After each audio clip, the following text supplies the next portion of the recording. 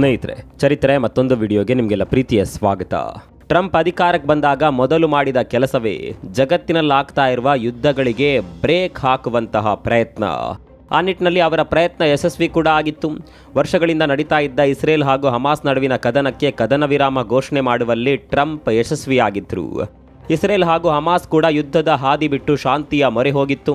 ಹೀಗೆ ಕದನ ವಿರಾಮ ಘೋಷಣೆಯಾಗಿ 2 ತಿಂಗಳು ಕಳೆದಿದೆ ಅಷ್ಟೇ. ಇನ್ನೇನು ಎಲ್ಲವೂ ಸರಿ ಹೋಯಿತು ಅನ್ನುವಾಗ ಇಸ್ರೇಲ್ ಮತ್ತೊಮ್ಮೆ ರೊಚ್ಚಿಗೆದ್ದು ಬಿಟ್ಟಿದೆ. ಕದನ ವಿರಾಮದ ನಡುವೆಯೇ ಗಾಜಾ ಪಟ್ಟಿಯ ಮೇಲೆ ಮನ ಬಂದಂತೆ ದಾಳಿ ಮಾಡೋದಕ್ಕೆ ಶುರು ಮಾಡಿದೆ. ಇಸ್ರೇಲ್ನ ಈ ಭೀಷಣ ದಾಳಿಗೆ ಗಾಜಾ ಪಟ್ಟಿಯಲ್ಲಿ ಹೆಣಗಳ ರಾಶಿಯೇ ಬಿದ್ದಿದೆ. ಏನಾಗ್ತಿದೆ ಅನ್ನುವಷ್ಟರಲ್ಲೇ ಗಾಜಾ ಪಟ್ಟಿ ಮತ್ತೊಮ್ಮೆ ಸ್ಮಶಾನವಾಗಿದೆ. ಇಸ್ರೇಲ್ ದಾಳಿ ಮಾಡಿದ್ದೇ ತಡ ಅತ್ತ ಹಮಾಸ್ ಕೂಡ ತಿರುಗಿ ಬಿದ್ದಿದೆ. ಇಸ್ರೇಲ್ನ ಈ ಅಪ್ರಚೋದಿತ ದಾಳಿಗೆ ಹಮಾಸ್ ಕೂಡ ಉತ್ತರ ಕೊಡೋದಕ್ಕೆ ಶುರು ಮಾಡಿದೆ. ಅಲ್ಲಿಗೆ 2 ತಿಂಗಳುಗಳ ಕಾಲ ನಿಂತಿದ್ದ ಯುದ್ಧ ಮತ್ತೊಮ್ಮೆ ಶುರುವಾಗಿದೆ.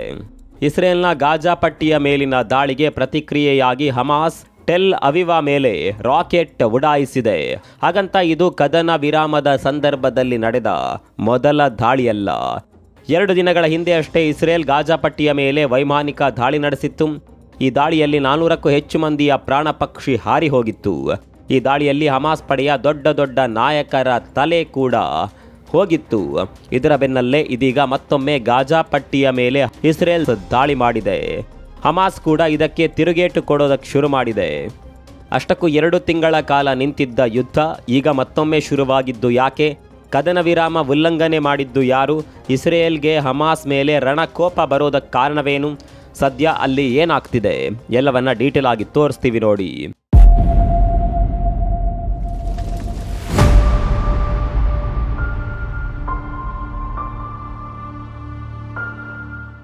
ಸ್ನೇಹಿತರೆ, ಜಗತ್ತು ಮತ್ತೊಮ್ಮೆ ಯುದ್ಧದ ಬೆಂಕಿಯಲ್ಲಿ ಬಿದ್ದು ಬಿಟ್ಟಿದೆ.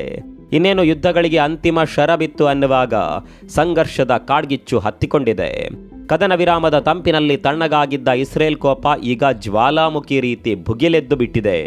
2 ದಿನಗಳ ಹಿಂದೆ ಅಷ್ಟೇ ಇಸ್ರೇಲ್ ಕದನ ವಿರಾಮವನ್ನು ಉಲ್ಲಂಘಿಸಿ ಗಾಜಾ ಪಟ್ಟಿಯ ಮೇಲೆ ದಾಳಿ ನಡೆಸಿತ್ತು.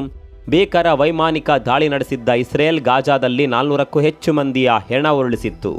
ಅದರಲ್ಲೂ ಹಮಾಸ್ನ ಆಂತರಿಕ ಭದ್ರತಾ ಸೇವೆಗಳ ಮುಖ್ಯಸ್ಥನಾಗಿದ್ದ ಮಹಮೂದ್ ಅಬು ವಫ್ತಾ ಎಂಬಾತನನ್ನ ಕೂಡ ಇಸ್ರೇಲ್ ಈ ದಾಳಿಯಲ್ಲಿ ಬಲಿ ತೆಗೆದುಕೊಂಡಿತ್ತು.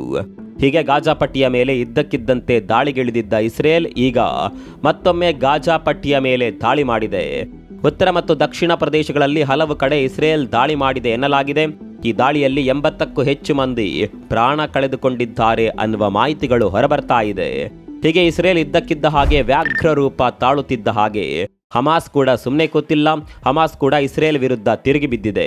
ಇಸ್ರೇಲ್ ರಾಜಧಾನಿ ಟೆಲ್ ಅವಿವಾ ಮೇಲೆ ಹಮಾಸ್ ಪ್ರತಿದಾಳಿ ಮಾಡಿದೆ.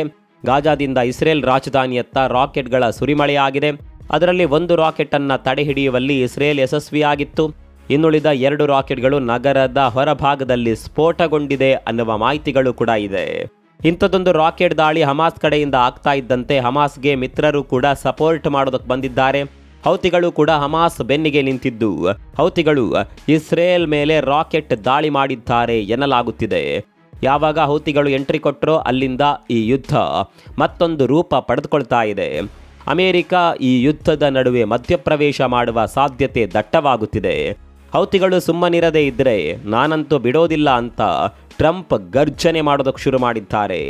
ಈ ಬಗ್ಗೆ ಮೊದಲೇ ಇರಾನ್ಗೆ ಎಚ್ಚರಿಕೆ ಕೊಟ್ಟಿರುವ ಟ್ರಂಪ್ ನೀವೇನಾದರೂ ಹೌತಿಗಳಿಗೆ ಸಪೋರ್ಟ್ ಮಾಡಿದರೆ ನಾನಂತೂ ಸುಮ್ಮನೆ ಇರೋದಿಲ್ಲ ಅಂತ ಹೇಳಿಬಿಟ್ಟಿದ್ರು. ನಾನು ಬರುವವರೆಗೂ ಒಂದು ಲೆಕ್ಕ, ಇನ್ನು ಮುಂದೆ ಹೌತಿಗಳಿಗೆ ಇರಾನ್ ಸಪೋರ್ಟ್ ಮಾಡ್ತಾ ಇದೆ ಅನ್ನೋದು ಗೊತ್ತಾದರೆ ಮೊದಲಿಗೆ ದಾಳಿ ಆಗೋದು ಇರಾನ್ನ ಮೇಲೆ ಅಂತ ಟ್ರಂಪ್ ನೇರವಾಗಿಯೇ ಎಚ್ಚರಿಕೆ ಕೊಟ್ಟಿದ್ರು.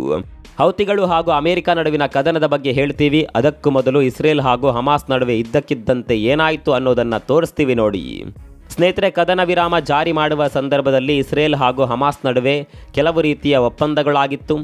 ಅದರಲ್ಲಿ ಪ್ರಮುಖವಾಗಿ ಒತ್ತೆಯಾಳುಗಳನ್ನು ಬಿಡುಗಡೆ ಮಾಡುವ ಒಪ್ಪಂದ ಕೂಡ ಒಂದು ಕಡೆಯಿಂದ ಇಸ್ರೇಲ್ ತನ್ನಲ್ಲಿರುವ ಹಮಾಸ್ ಪಡೆಯ ಕೈದಿಗಳನ್ನು ಬಿಡುಗಡೆ ಮಾಡಿದರೆ ಮತ್ತೊಂದು ಕಡೆಯಲ್ಲಿ ಹಮಾಸ್ ಒತ್ತೆಯಾಳುಗಳನ್ನು ಬಿಡುಗಡೆ ಮಾಡಬೇಕಿತ್ತು. ಹಂತವಾಗಿ ಒತ್ತೆಯಾಳುಗಳನ್ನು ಬಿಡುಗಡೆ ಮಾಡುವ ಪ್ರಕ್ರಿಯೆ ಕೂಡ ನಡೀತಾ ಇತ್ತು. ಈ ರೀತಿ ಒಪ್ಪಂದ ಆಗುವ ಸಂದರ್ಭದಲ್ಲಿ ಇಸ್ರೇಲ್ ಒತ್ತೆಯಾಳುಗಳ ವಿಚಾರದಲ್ಲಿ ಸೀರಿಯಸ್ ಆದ ವಾರ್ನಿಂಗ್ ಕೊಟ್ಟಿತ್ತು. ಒಂದು ವೇಳೆ ಒಪ್ಪಂದದ ಪ್ರಕಾರ ಒತ್ತೆಯಾಳುಗಳನ್ನು ಬಿಡುಗಡೆ ಮಾಡದೇ ಇದ್ದಲ್ಲಿ ಖಂಡಿತವಾಗಿಯೂ ಹಿಂದೆ ಮುಂದೆ ನೋಡದೆ ಮರುದಾಳಿ ಮಾಡಿಯೇ ಸಿದ್ಧ ಅಂತ ಇಸ್ರೇಲ್ ಮೊದಲೇ ಎಚ್ಚರಿಕೆ ಕೊಟ್ಟಿತ್ತು. ಇಷ್ಟೆಲ್ಲ ಎಚ್ಚರಿಕೆ ಇದ್ದರೂ ಅಮೆರಿಕ ಸೇರಿದಂತೆ ವಿಶ್ವದ ಹಲವು ದೇಶಗಳ ಒತ್ತಡದ ಹೊರತಾಗಿಯೂ ಹಮಾಸ್ ತನ್ನ ವಶದಲ್ಲಿರುವ ಇಸ್ರೇಲಿ ಒತ್ತೆಯಾಳುಗಳನ್ನು ಬಿಡುಗಡೆ ಮಾಡಲು ಹಿಂದೆ ಮುಂದೆ ನೋಡ್ತಾ ಇದೆ. ಹೀಗಾಗಿ ಒತ್ತೆಯಾಳುಗಳ ವಿಚಾರದಲ್ಲಿ ಹಮಾಸ್ ಗೇಮ್ ಆಡೋದಕ್ಕೆ ಶುರು ಮಾಡಿದ್ದೇ ಇಸ್ರೇಲ್ನ ಪಿತ್ತ ನೆತ್ತಿಗೆ ಏರುವಂತೆ ಮಾಡಿದ್ದು.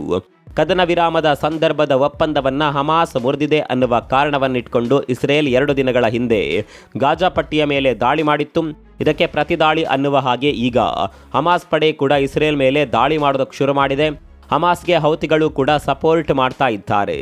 ಹೀಗೆ ಹೌತಿಗಳು ರಣರಂಗಕ್ಕೆ ಎಂಟ್ರಿ ಕೊಡ್ತಾ ಇದ್ದಂತೆ ಅಮೆರಿಕ ಕೆಂಡಾಮಂಡಲವಾಗಿದೆ. ಈಗಲೇ ನಿಮ್ಮ ದಾಳಿಯನ್ನು ನಿಲ್ಲಿಸಿ, ಇಲ್ಲ ಅಂದರೆ ನೀವು ಹಿಂದೆಂದು ನೋಡದ ನರಕವನ್ನು ನಿಮಗೆ ತೋರಿಸ್ತೇನೆ ಅಂತ ಅಮೆರಿಕ ಆರ್ಭಟ ಮಾಡ್ತಾ ಇದೆ. ಹೌದು, ಸಮುದ್ರ ಮಾರ್ಗದಲ್ಲಿ ತೊಂದರೆ ಕೊಡ್ತಾ ಇದ್ದಾರೆ ಅನ್ನುವ ಕಾರಣಕ್ಕಾಗಿ ಈ ಹಿಂದೆ ಅಮೆರಿಕ ಹೌತಿಗಳ ಮೇಲೆ ದಾಳಿ ಮಾಡೋದಕ್ಕೆ ಶುರು ಮಾಡಿತ್ತು.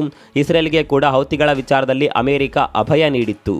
ಹೌತಿಗಳ ವಿರುದ್ಧದ ಸಮರದಲ್ಲಿ ನಾವು ನಿಮ್ಮ ಜೊತೆ ನೇರವಾಗಿ ಭಾಗಿಯಾಗುತ್ತೇವೆ, ಅದೊಂದು ವಿಚಾರದಲ್ಲಿ ನೀವು ಭಯ ಪಡೋದು ಬೇಡ ಅಂತ ಅಮೆರಿಕ ಮೊದಲೇ ಹೇಳಿತ್ತು. ಕಳೆದ 1 ವಾರದಿಂದ ಅಮೆರಿಕ ಹೌತಿಗಳ ಮೇಲೆ ಕಾರ್ಯಾಚರಣೆ ಕೂಡ ನಡೆಸ್ತಾ ಇತ್ತು. ಸ್ನೇಹಿತರೆ, ಈ ಹೌತಿಗಳು ತೊಂದರೆ ಕೊಡೋದು ಒಬ್ರಿಗಿಬ್ರಿಗಲ್ಲ. ಅರಬ್ ಸಮುದ್ರ ಮಾರ್ಗವನ್ನು ಬಳಕೆ ಮಾಡುವ ಬಹುತೇಕರಿಗೆ ಈ ಹೌತಿಗಳು ತೊಂದರೆ ಕೊಡ್ತಾ ಬರ್ತಾ ಇದ್ದಾರೆ. ಅದರಲ್ಲೂ ಕಳೆದ 2 ವರ್ಷಗಳಿಂದ ಹೌತಿಗಳ ಹಾರಾಟ ತುಂಬ ಜಾಸ್ತಿ ಆಗ್ತಾ ಇದೆ. ಎಡೆನ್ ಕೊಲ್ಲಿ, ಅರಬ್ ಕೊಲ್ಲಿ, ಕೆಂಪು ಸಮುದ್ರ ಸೇರಿದಂತೆ ಹಲವು ಸಮುದ್ರ ಮಾರ್ಗಗಳನ್ನು ಗುರಿಯಾಗಿಸಿಕೊಂಡು ಹೌತಿಗಳು ದಾಳಿ ಮಾಡ್ತಾ ಇದ್ರು. ಅದರಲ್ಲೂ ಕಳೆದೊಂದು ವರ್ಷದಿಂದ ಇಸ್ರೇಲ್ನ ಹಡಗುಗಳನ್ನು ಗುರಿಯಾಗಿಸಿಕೊಂಡು ಹೌತಿಗಳು ದಾಳಿ ಮಾಡ್ತಾ ಇದ್ರು. ಇಸ್ರೇಲ್ಗೆ ಯಾರೆಲ್ಲ ಸಪೋರ್ಟ್ ಮಾಡ್ತಾ ಇದ್ರೋ ಅವರ ಹಡಗುಗಳನ್ನು ಕೂಡ ಹೌತಿಗಳು ಬಿಡ್ತಾ ಇರಲಿಲ್ಲ. ಟ್ರಂಪ್ ಅಧ್ಯಕ್ಷರಾಗಿ ಆಯ್ಕೆಯಾದ ನಂತರ ಹೌತಿಗಳಿಗೆ ಮೊದಲೇ ಎಚ್ಚರಿಕೆ ನೀಡಿದ್ರು. ನಿಮ್ಮ ದಾಳಿಯನ್ನು ನಿಲ್ಲಿಸದೇ ಇದ್ದರೆ ನಿಮ್ಮನ್ನು ಸರ್ವನಾಶ ಮಾಡ್ತೇನೆ ಅಂತ ಮೊದಲೇ ಟ್ರಂಪ್ ವಾರ್ನ್ ಮಾಡಿದ್ರು. ಮತ್ತೊಂದು ಕಡೆಯಲ್ಲಿ ಕದನ ವಿರಾಮ ಜಾರಿಯಾಗಿದ್ರು. ಹೌತಿಗಳು ಕೇರ್ ಮಾಡದೆ ಮತ್ತೆ ದಾಳಿ ಮಾಡೋದಕ್ಕೆ ಶುರು ಮಾಡಿದ್ದಾರೆ. ಹೀಗೆ ಹೌತಿಗಳ ಉಪಟಳ ಮತ್ತೊಮ್ಮೆ ಶುರುವಾಗುತ್ತಿದ್ದಂತೆ ಅಮೆರಿಕ ಕಳೆದ 2 ವಾರಗಳಿಂದ ಹೌತಿಗಳ ಗ್ರಹಚಾರ ಬಿಡಿಸಲು ಶುರು ಮಾಡಿದೆ. ಸೌದಿಯ ಗಡಿಯ ಬಳಿ ಇರುವ ಹೌತಿಗಳ ಭದ್ರಕೋಟೆಯಾದ ಸಾದಾ, ನೈಋತ್ಯ ಪ್ರದೇಶದಲ್ಲಿರುವ ತಮಾರ್ ಮತ್ತು ಅಬ್ಸ್, ಹೌತಿ ಮಿಲಿಟರಿ ಉಪಕರಣಗಳ ನೆಲೆಯಾದ ಗೆರಾಫ್ ಮೇಲೆ ಅಮೆರಿಕ ಏರ್ ಸ್ಟ್ರೈಕ್ ಮಾಡಿತ್ತು. ಈ ದಾಳಿಯಲ್ಲಿ ಹೌತಿಗಳಿಗೆ ಅಪಾರ ಪ್ರಮಾಣದ ನಷ್ಟ ಕೂಡ ಆಗಿತ್ತು. ಇದನ್ನ ಕೂಡ ಲೆಕ್ಕಿಸದ ಹೌತಿಗಳು ಈಗ ಹಮಾಸ್ ಬೆಂಬಲಕ್ಕೆ ನಿಂತಿರೋದು ಅಮೆರಿಕವನ್ನ ಮತ್ತೊಮ್ಮೆ ಸಿಡಿದೇಳುವಂತೆ ಮಾಡಿದೆ.